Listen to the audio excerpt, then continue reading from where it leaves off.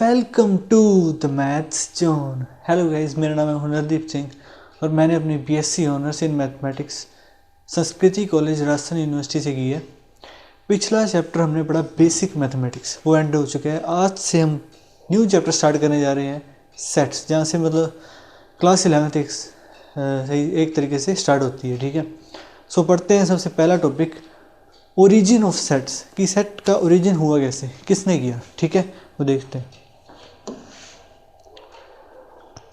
The concept of set serves as a fundamental part of the present day mathematics। ठीक है, कि जो आज की मैथमेटिक्स है उसकी जो नींव है, जो फंडामेंटल चीज़ है, वो सेट का कंसेप्ट मतलब प्रोवाइड करता है, उसकी नींव है set chapter. Today this concept is being used in almost every branch of mathematics. Mathematics की कोई भी ब्रांच ले लो, उसमें सेट का यूज़ होता है, मतलब इतना इंपॉर्टेंट चैप्टर है। Sets are used to define the concept of relations and functions. जो हम आगे पढ़ेंगे कि रिलेशंस और फंक्शंस में सेट का कैसे यूज़ होता है, वो पूरा देखेंगे हम। ठीक है, the study of geometry, sequences, probability etcetera, जितनी भी ब्रांचेस ले लो मैथमेटिक्स की, उनमें सेट का यूज़ होता है। ठीक है, requires the knowledge of sets, तो इतना इंपॉर्टेंट है। ठीक है, तो सबसे पहले कैसे मतलब डेवलप हुआ है। The theory of sets was developed by German mathematician George Centaur. ठीक है, सो इन्होंने सेट की थ्योरी को डेवलप किया। ठीक है, he first encountered sets while working on problems on trigonometric series. ये अपनी प्रॉब्लम सॉल्व कर रहे थे ट्रिग्नोमेट्रिक्स सीरीज वाली। ठीक है, तो उसमें इन्होंने सबसे पहले सेट का यूज़ किया, मतलब वहाँ से सेट का जन्म हुआ। ठीक है, sets were part of mathematical study before Centaur, पहले से भी था, but he gave the modern definition of sets. Set पहले से मतलब कंसेप्ट में था, मतलब आया हुआ था, बट इन्होंने उसकी मॉडर्न डेफिनेशन दी है जॉर्ज कैंटोर ने। ठीक है, तो ये था ओरिजिन ऑफ सेट्स। आगे बढ़ते हैं हम। अब देखते हैं व्हाट इज अ सेट, कि सेट होता क्या है। सेट्स जो चैप्टर उसमें पहला टॉपिक है सेट, कि सेट है क्या चीज़। ठीक है, वो देखते हैं। In everyday life we often speak of collection of objects of particular kind, such as a pack of cards, a crowd of people, a cricket team, etc. ठीक है, in mathematics also we come across collections, for example of natural numbers, points, prime numbers, etc. हम daily की जो life में objects का collection देखते हैं, अलग अलग तरह की कलेक्शन है। ठीक है, जैसे मान लो खिलौनों का कलेक्शन एक जगह पड़ा है, और कोई भी किसी और का कलेक्शन, डब्बों का कलेक्शन पड़ा है इधर। ठीक है, तो वो सारे के हम रियल लाइफ में देखते हैं, such as a pack of cards भी हो सकता है, क्राउड ऑफ पीपल वो भी एक कलेक्शन ही है, क्रिकेट टीम वो भी एक कलेक्शन ही है। इन मैथमेटिक्स, हम मैथमेटिक्स में भी हमें कलेक्शंस देखने को मिलते हैं, लाइक नेचुरल नंबर का कलेक्शन, जिसको कहते हैं नेचुरल नंबर का सेट। ठीक है, पॉइंट्स का कलेक्शन, प्राइम नंबर्स का कलेक्शन एट्सेट्रा। ठीक है, more especially we examine the following collections. ठीक है, सो कौन कौन से कलेक्शंस हम देख पाते हैं, थोड़े एग्जांपल दिए हुए हैं यहाँ पे। जैसे odd natural numbers less than 10, तो कौन कौन से नंबर होंगे वो 1 3 5 7 9, तो ये क्या है, कलेक्शन है। ठीक है, नंबर्स का, ओड नंबर्स का, जो कि 10 से कम है, तो इसे क्या कहते हैं, set.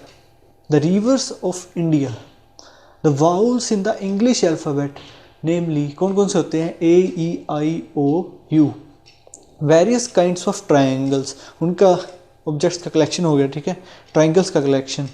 Prime factors of 210, namely 2 3 5 and 7।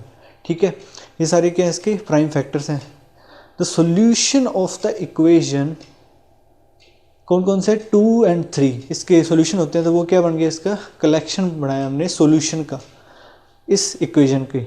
We note that each of the above example is a well-defined collection of objects, in the sense that we can definitely decide whether a given particular object belongs to a given collection or not.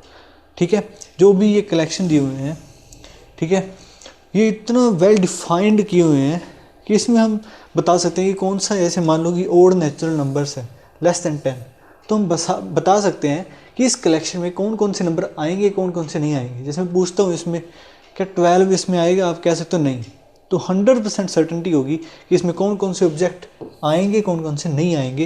ये सारे examples ऐसे दिए हुए हैं, ठीक है। ये होते हैं well defined collection of objects, जिसमें हम डिसाइड कर पाते हैं कि कौन सी चीज़ आ सकती है उसमें, कौन सी चीज़ नहीं आती, ठीक है। आगे देखते हैं। देखिए अब हम देखें इसमें the rivers of India example लिए हुआ हमने, ठीक है, ठीक है। तो देखते हैं। For example we can say that the river Nile does not belong to the collection of rivers of India. जो रिवर्स ऑफ इंडिया का कलेक्शन में लिया हुआ है, ठीक है, ये रिवर नाइल कहाँ पे है, अफ्रीका में है, तो ये इंडिया की रिवर्स के कलेक्शन में नहीं आएगा, ठीक है। और on the other hand the river Ganga does belong to this collection, ठीक है, इस कलेक्शन में आएगी क्योंकि वो इंडिया की रिवर है, ठीक है। तो इसीलिए वो जो ये कलेक्शन लिखा हुआ है द रिवर्स ऑफ इंडिया, ये एक वेल डिफाइंड कलेक्शन कहते हैं इसे, ठीक है। और आगे चल कर बताऊँगा, उसी को हम सेट कहते हैं, ठीक है, जिसमें हमें पता हो कि कौन सी चीज़ आएगी, कौन सी चीज़ नहीं आएगी, ठीक है। अब देखो, we give below a few more examples of sets used particularly in mathematics. Like देखिए, मैथमेटिक्स से हम कितने ये सेट मैंने पहले भी पढ़ाए हैं सेट, तो ही तो मैंने कहा था कि मैं आगे पढ़ाऊँगा आपको, पीछे यूज़ किए थे मैंने। नेचुरल नंबर्स का सेट, देखिए the set of all natural numbers like 1 2 3, ये बताऊंगा मैं सेट को कैसे लिखते हैं। तो ये एक सेट हुआ क्योंकि ये वेल डिफाइंड है, इसमें हम बता सकते हैं कि कौन सा नंबर आएगा, कौन सा नहीं आएगा, ठीक है। उसको हम रिप्रेजेंट करते हैं कैपिटल एन से। और the set of all integers, इसको हम करते हैं कैपिटल जेड से। The set of all rational numbers, इसको क्यू से करते हैं। और the set of real numbers, इसको कैपिटल आर से करते हैं। और the set of positive integers को हम करते हैं जेड प्लस, ठीक है, इस तरीके से। The set of positive rational numbers, उन्हें हम करते हैं क्यू प्लस से। The set of positive real numbers, उन्हें हम करते हैं आर पॉजिटिव। और इन्हीं का अगर हमें नेगेटिव करना हो कि नेगेटिव इंटीजर्स का सेट लेना है, तो वो क्या हो जाएगा, जैसे जेड है तो हो जाएगा जेड माइनस, क्यू प्लस था तो हो जाएगा क्यू माइनस, आर प्लस था आर माइनस हो जाएगा, ठीक है। तो ये सारे क्या सेट ही हैं।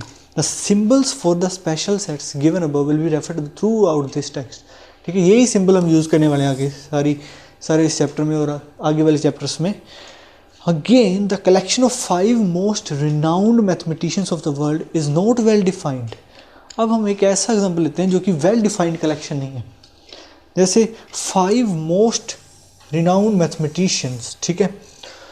तो ये मतलब सबसे मतलब तगड़े कह सकते हो मैथमेटिशियंस 5 बताने हैं, ये कि फिक्स नहीं है, ये डिपेंड करता है, पर्सन टू पर्सन वेरी करता है, ठीक है। कोई बताएगा 5, कोई मैथमेटिशियंस किसी और को बताएगा ये सबसे अच्छे, ठीक है। तो ये वेल डिफाइंड कलेक्शन है क्योंकि इसमें हम बता नहीं सकते, 5 के 5 ऑब्जेक्ट इसमें फिक्स नहीं है, कोई क्या बताएगा कोई नहीं, ठीक है। Because a criterion for determining a mathematician as most renowned may vary from person to person, thus it is not a well defined collection, ठीक है। so it is not a set, तो ये क्या है, सेट नहीं है। अब हम देखते हैं सेट की प्रॉपर डेफिनेशन, ठीक है।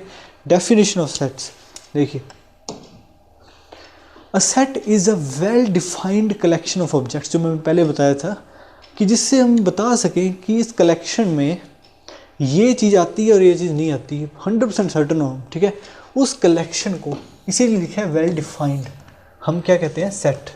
The following points may be noted. First है, objects, elements and members of a set are synonymous terms. जैसे एग्जांपल लेता हूँ मैं, नेचुरल नंबर का सेट लेते हैं हम,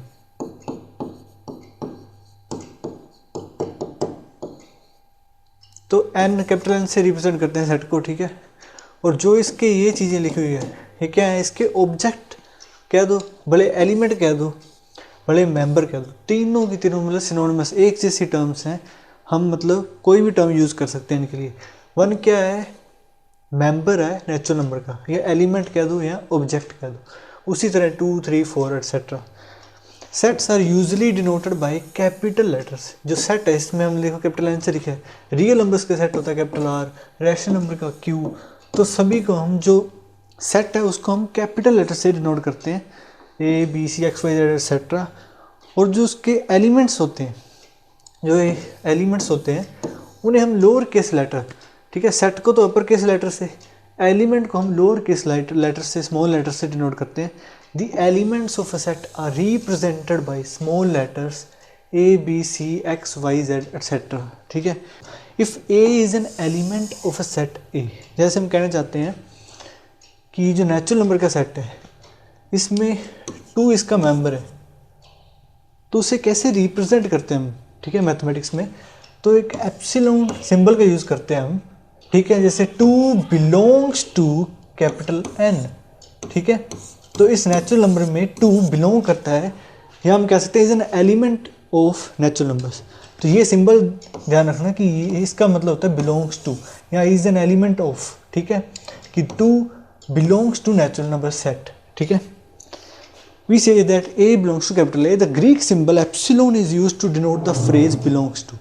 Thus we write A belongs to capital A. If B is not an element of a set A, we write like this and read B does not belong to A. अब हम कह सकते हैं जैसे मान लो 1.1 वो इस सेट में नहीं आता है, नेचुरल नंबर्स के सेट में, तो उसे कैसे लिखेंगे हम, does not belong to natural numbers, ठीक है। तो इस तरीके से लिखते हैं। Thus, in the set V of vowels in the English alphabet, A belongs to capital V.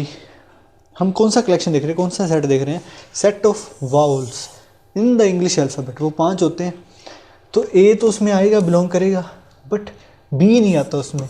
तो इस तरीके से in the set P of prime factors of 30 के प्राइम फैक्टर्स जो है, ठीक है, ये सेट देख रहे हैं हम, उसमें 3 तो आएगा P में, मतलब 3 उसका प्राइम फैक्टर है। इसका मतलब क्या देखिए कि 3 बिलोंग करता है कौन से सेट को, प्राइम फैक्टर्स ऑफ 30 के प्राइम फैक्टर्स। हमें पता है 3 एक उसका प्राइम फैक्टर होता है, ठीक है। तो इसको इस तरीके से डिनोट करते हैं। बट 13 का प्राइम फैक्टर नहीं होता, फैक्टर जरूर होता है बट प्राइम फैक्टर नहीं होता, ठीक है। तो उसे हम क्या लिखते हैं, 15 does not belong to P। तो इस सिंबल से हम डिनोट करते हैं। सो सेट है क्या, it is a well defined collection of objects. So thank you for watching this video. आज का लेक्चर यहीं ख़त्म होता है। तो इसमें हमने क्या पढ़ा, पहले देखा हमने सेट का ओरिजिन, ठीक है। उसके बाद हमने कलेक्शंस पूरा ढंग से समझे कि ऑब्जेक्ट्स का कलेक्शन क्या होता है, मतलब, ठीक है। डे टू डे लाइफ वाले एग्जांपल्स देखे, फिर समझा कि व्हाट इज़ अ सेट, मतलब मैथमेटिक्स में सेट क्या चीज़ है, उसे हमने डिफ़ाइन किया, ठीक है। तो अगला जो लेक्चर होने वाला है वो होगा रिप्रेजेंटेशन ऑफ अ सेट, ठीक है। सेट को किस तरीके से रिप्रेजेंट करते हैं, हमने समझ लिया कि सेट होता क्या है, उसे रिप्रेजेंट कैसे करते हैं वो देखेंगे अलग अलग फॉर्म में। हमने वो तो देख लिया कि इसे कैपिटल लेटर से लिखते हैं और उसके एलिमेंट्स को स्मॉल लेटर से लिखते हैं, बट उसको किन किन फॉर्म्स में लिखा जा सकता है, अलग अलग तरीके की, जो अलग अलग यूजेज हैं उनके खुद के, ठीक है। तो ये सेट चैप्टर स्टार्ट हो गया। इसके अगर आपको समझ नहीं आया तो मैं एक्सरसाइज कराऊंगा आगे 1.1, उसमें पूरे डिटेल से हम क्वेश्चन करेंगे कि कौन से सेट होते हैं कौन से नहीं होते हैं, उसमें पता चल जाएगा, ठीक है। सो अगर वीडियो अच्छा लगा हो तो लाइक शेयर और सब्सक्राइब कर देना। तब तक के लिए बाय।